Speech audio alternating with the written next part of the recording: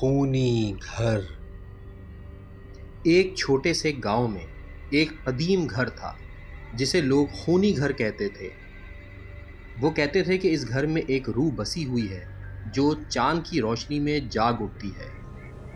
لوگ رات کے وقت اس گھر کے قریب جانے سے بھی ڈرتے تھے۔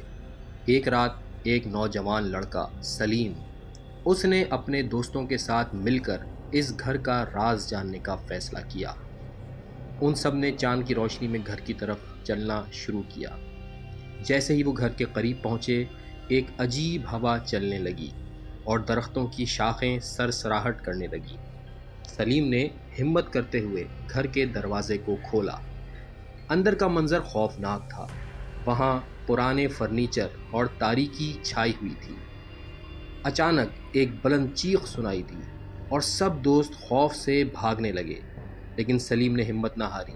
وہ چڑھائی کی طرف بڑھا جہاں ایک پرانی تصویر لٹکی ہوئی تھی۔ اس تصویر میں ایک عورت تھی جس کی آنکھوں میں ایک عجیب چمک تھی۔ اچانک چاند کی روشنی اس تصویر پر پڑی اور وہ عورت زندہ ہو گئی۔ اس کی آنکھیں سرخ ہو گئیں اور اس نے سلیم کی طرف دیکھا۔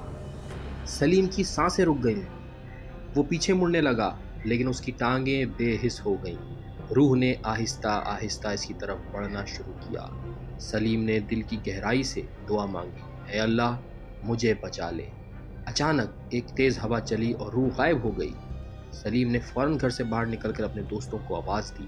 سب نے مل کر بھاگنے کا فیصلہ کیا اور گاؤں واپس پہنچے۔ اس رات کے بعد سلیم نے کبھی بھی اس گھر کا رخ نہیں کیا۔